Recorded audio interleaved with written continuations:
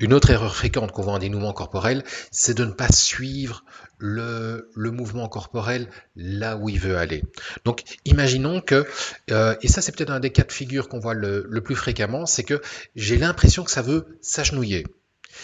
Et peut-être que, de par l'histoire de ma vie, je me suis déjà agenouillé 1000 fois et j'ai vraiment plus envie de m'agenouiller parce que c'est plus du tout dans ce schéma-là que je veux être.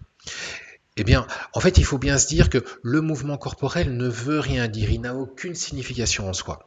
Ça veut dire concrètement quoi? Ça veut dire que quand ça cherche à aller vers une position qui ressemble à une position agenouillée, en fait, ça ne cherche pas à s'agenouiller pour s'agenouiller. Ça cherche une position, et ça, dans mon expérience, c'est vraiment ça qui se passe. Ça cherche une position corporelle où ça peut activer un relâchement musculaire. Et donc, effectivement, je vais là où ça veut aller, et ça veut aller vers une position vraiment agenouillée ou même carrément couchée, et où je vais sentir les muscles qui vont, et l'émotionnel d'ailleurs, qui va vraiment lâcher quelque chose. Et il est important d'aller là. Il est important d'aller là où les mouvements veulent aller. Pourquoi? Parce que c'est le schéma thérapeutique qui est personnel, le schéma thérapeutique qui est d'une part corporel et d'autre part émotionnel et perceptif. Si j'empêche, si je restreins les mouvements, si j'empêche le mouvement d'aller là où il veut aller, eh bien je vais restreindre, je vais empêcher le changement émotionnel, le changement perceptif à devenir une réalité. Je vais le restreindre. Et donc en fait, pour aller au bout des choses, c'est important d'aller là où le mouvement veut aller. Ce qui arrive aussi d'ailleurs, c'est que en cours de mouvement, il y ait quelque chose, moi j'appelle ça l'effervescence sensorielle, il peut arriver que émotionnellement, sensoriellement, on vive quelque chose de très fort.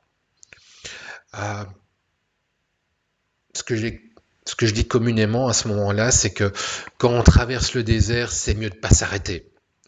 Et donc, on peut être tenté, quand cette effervescence sensorielle est là, on peut être tenté de se dire ah, je veux pas aller plus loin. Mais en fait, on est dans le processus.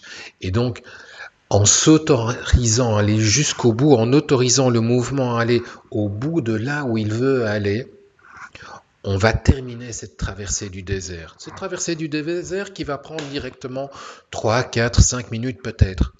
Mais en s'autorisant à aller au terme de cette traversée du désert, on passe à travers cette effervescence sensorielle, on passe à travers cette émotion et on arrive à un relâchement, on arrive à un mieux, on arrive à un plus grand confort, on arrive à un résultat, quoi.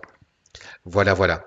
Donc, pour résumer, il y a vraiment deux choses. Il y a d'une part l'aspect de laisser, si ça veut s'agenouiller, si ça veut prendre une position qu'on ne veut pas prendre, c'est d'y aller, c'est d'aller là où ça veut aller. Parce que les positions en soi ne veulent rien dire, n'ont aucune signification.